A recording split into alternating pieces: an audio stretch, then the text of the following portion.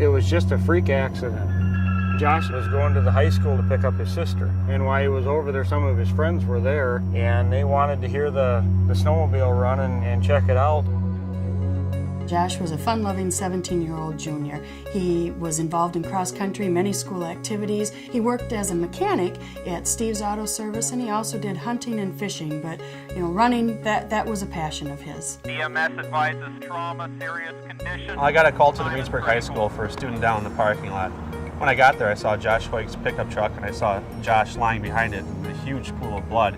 He had been covered up with blankets and jackets, which were also soaked in blood.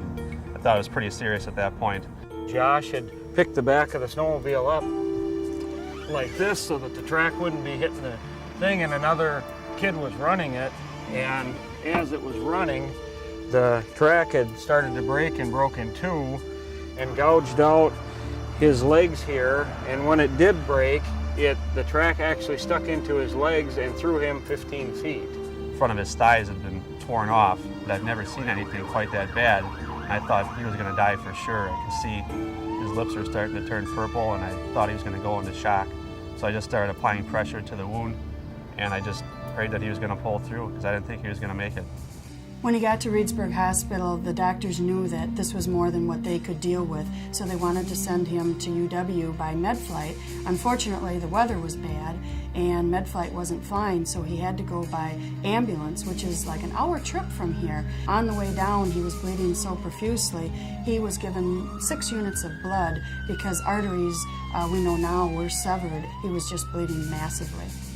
When Josh arrived here, what we saw was really dramatic. I mean, both of his legs were nearly amputated right in the mid-thigh level. We just rushed him straight to the operating room and explored his thighs and found that both of the arteries to both legs were completely cut in two, and both of the major veins were cut in two. Josh was in the operating room for about 10 hours and was really very, very critically ill and unstable during the entire operation. In fact, we were so worried that in the morning we talked to his parents and we said we did not know if he was going to make it or not. It was devastating. Words just really don't describe a feeling when you have a head trauma doctor telling you that your son isn't going to make it. He was missing so much skin and tissue from both of his thighs that he required several more operations to reconstruct that area. Between the first night and the next day when he had to go back for surgery, he received well over 50 units of blood, and his body only carried 10 to 12 units at the most, so he replaced his blood volume several times over. It's important to know that blood donations truly saved his life, because going through 38 units of blood in the first 24 hours after a trauma with multiple additional operations required, that was absolutely life-saving for him. He really needed that blood or he wouldn't be here today.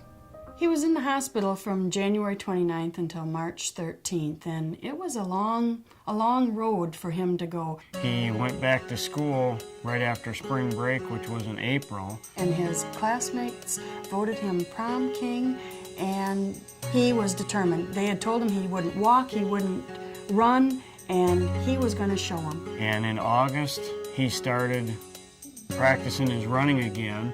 And when school started, he started running with the cross-country team and ran the full schedule with them.